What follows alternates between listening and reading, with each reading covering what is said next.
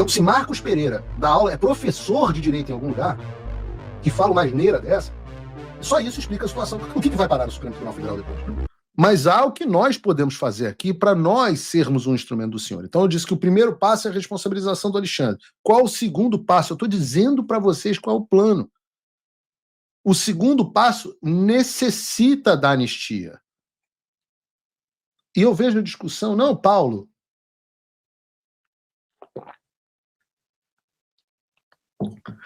anistia não.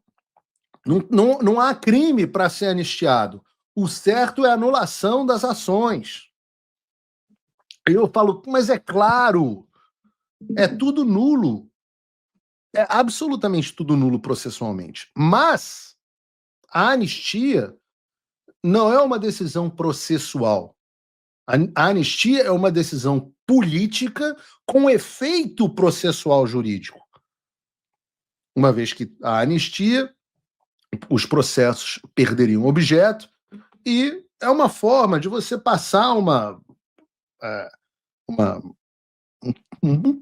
pano, né? A pessoa que fala, gosta da expressão passar de pano, para que o país caminhe adiante.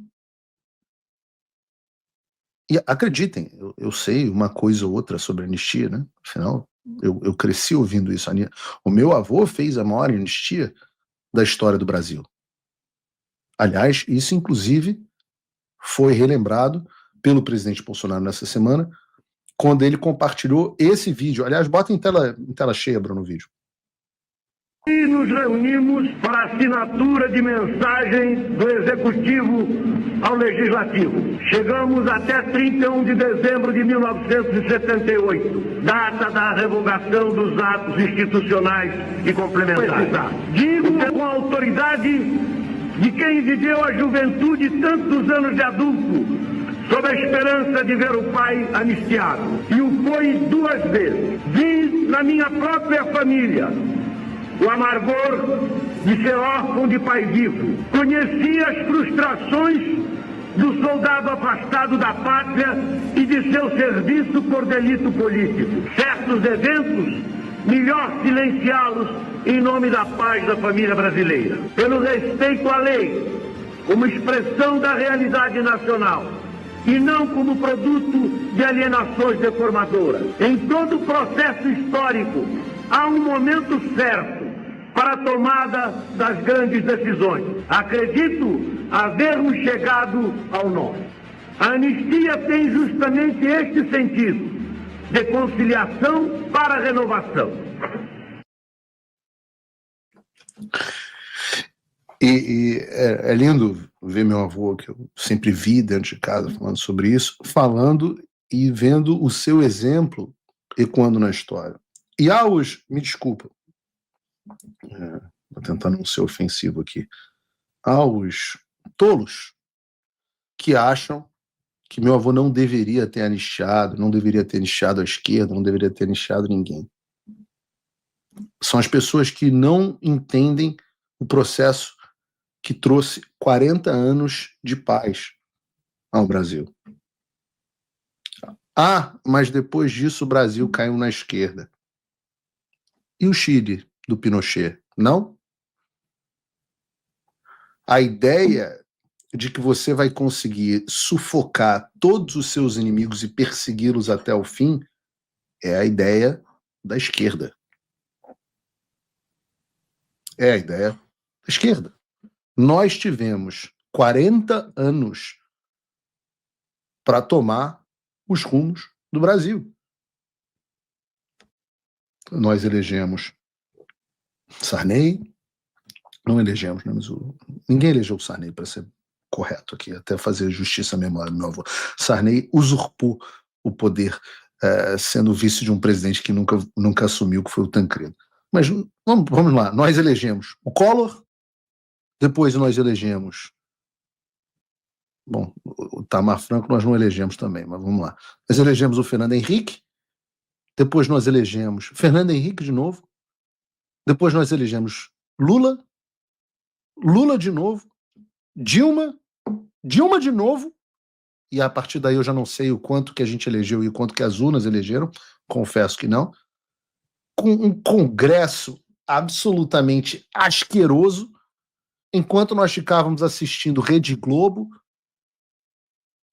e os culpados pela situação do país são os homens que pacificaram e devolveram o poder à mão dos civis 40 anos atrás? Será? Será? Fala, pessoal, se você curte o meu conteúdo, saiba que ele só continua porque tem gente que apoia. E você pode fazer o mesmo com um pouco mais de $5 por mês. Simples, entre em www.paulofigueiredoshow.com/apoie e use o cupom da descrição e tá pronto. Desde já, meu obrigado. E eu acho que o próprio presidente Bolsonaro concorda comigo, porque, volto a dizer, o próprio presidente compartilhou este vídeo, né, no início da semana. E, evidentemente, o pessoal da velha mídia não pode ver um vídeo desse, de um Figueiredo compartilhado pelo Bolsonaro, sem ter um faniquito. E essa é a parte mais gostosa. A revista Fórum diz assim: em desespero, Bolsonaro usa ditador Figueiredo falando de dinastia golpista para defender a anistia. E o Brasil é um país muito louco, porque tem gente que está falando de ditador que fala em anistia. Então, ditador fala em anistia. Os golpistas que estão exilados nos Estados Unidos pedindo liberdade de expressão, né? Enquanto eles, que são os defensores da democracia, estão pedindo censura e prisão política. Então, os ditadores pedem anistia. Os golpistas estão exilados pedindo liberdade de expressão. E os defensores da democracia, esses que são muito democratas, eles estão pedindo censura, prisão política e julgamento sumário. Eu não sei, parece que tem algo errado nesse raciocínio. Né? Parece. Mas o fato é que o Brasil precisa dessa lei de anistia. Precisa para poder caminhar para frente. Eu já disse que todo este processo de censura e perseguição política, a onda no qual o Alexandre surfou, já se foram. A onda já se dissipou. E hoje nós temos simplesmente um grupo de lunáticos tentando consolidar o poder antes que seja tarde demais. E qual é a solução para isso? A solução para isso é política. E para isso que existe anistia. Aí vem o presidente do Republicanos, partido do grande governador Tarcísio, e diz que não pode anistiar ninguém porque essas pessoas não foram julgadas. Vejam um vídeo, não quero ser injusto aqui com ninguém. Olha o vídeo dele. O debate de 2026 seja feito sem essa pauta que eu penso que não só contamina o debate da eleição presidencial, como também a própria governabilidade, a própria atuação da Câmara e do Senado, já que o ano legislativo está apenas iniciando. Eu acho que obstrui bastante o debate porque é uma pauta que, juridicamente falando, o tempo dela ser apreciada, a meu ver, e aqui eu falo como advogado, que sou... Advogado é o cacete. Que fui. O tempo para ela ser apreciada não deveria, juridicamente falando, eu repito, não deveria ser agora, porque o processo não está finalizado ainda. Não tenho dúvidas que, se aprovada for essa proposta da anistia, e se ela vier a entrar em vigor, porque é um processo, vocês sabem bem, Câmara, depois vai ao Senado, depois vai à Presidência da República, seguramente, ninguém tem dúvida que o presidente Lula vetará, voltará ao Congresso para apreciação do veto. Superando todas essas etapas, eu também não tenho dúvida, pela minha experiência, que vai ser judicializado. E o Supremo provavelmente vai dizer que é inconstitucional por causa do tempo em que ela foi apreciada. Deputado, portanto, a meu ver, é uma pauta eminentemente política e, óbvio, que contamina o ambiente político. Deixa eu voltar ao ponto do Caio. A pauta está... O que vocês têm que entender é o seguinte: o fato, né, o país não está ferrado porque meu avô deu anistia. O país está ferrado porque Marcos Pereira deu aula de direito para alguém. Então, se Marcos Pereira dá aula, é professor de direito em algum lugar, e fala uma asneira dessa, só isso explica a situação. O que vai parar no Supremo Tribunal Federal depois? Como é que alguém fala uma dessa ao vivo em rede nacional? Marcos Pereira, você que é o professor, vou te dar uma aula grátis de direito. Olha, tom professoral, faço isso para que o senhor entenda um pouquinho esse tema. Uma pessoa, doutor Marcos, não precisa ter sido condenada para ser anistiada. Vejam o exemplo da lei sancionada pelo meu avô em 1979. Vou ler, professor de direito que não leu a p*** da lei. O presidente da República, faço saber que o Congresso Nacional decreta e sanciona a seguinte lei. Artigo 1º. É concedida a anistia a todos quantos, no período compreendido entre 2 de setembro de 61 e 15 de agosto de 79, cometeram crimes políticos ou conexo com estes, crimes eleitorais, ao que tiveram seus direitos políticos suspensos e aos servidores da administração direta e indireta, de fundações vinculadas ao poder público, aos servidores do poder legislativo e judiciário, aos militares e aos dirigentes representantes sindicais punidos com fundamento em atos institucionais e complementares. Ou seja, a anistia aqui, doutor Marcos, foi dada a todas as pessoas que entre 2 de setembro de 61 e agosto de 79 cometeram crimes políticos ou conexos eleitorais, também se aplicam que tiveram seus direitos políticos suspensos e algumas outras categorias. Disso decorre, portanto, que a condenação judicial não é pressuposto à anistia. Basta que uma pessoa tenha incorrido em conduta definido como crime.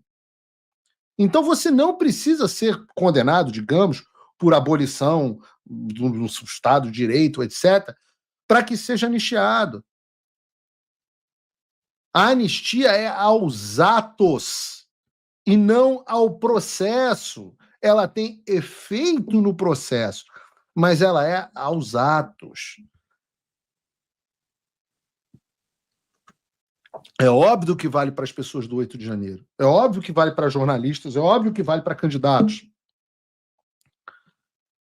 E o Supremo, doutor Marcos, já validou isso diversas vezes. Absolutamente diversas vezes.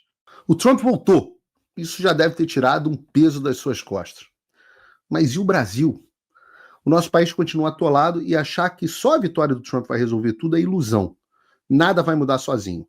E pode ter certeza de uma coisa: ficar xingando muito nas redes sociais não vai fazer diferença nenhuma.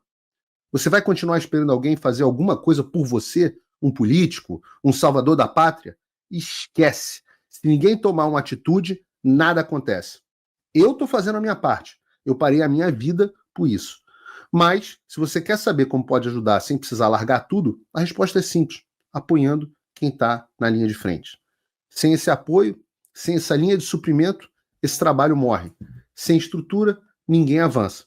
Então acessa www.paulofigueiredoshow.com/apoie e com $5 por mês você pode fazer parte disso. Se puder mais, eu recomendo, seja um patrono Gold e participe ativamente no grupo que me ajuda a pautar esse debate. O que vai definir o futuro é quem faz e não quem reclama.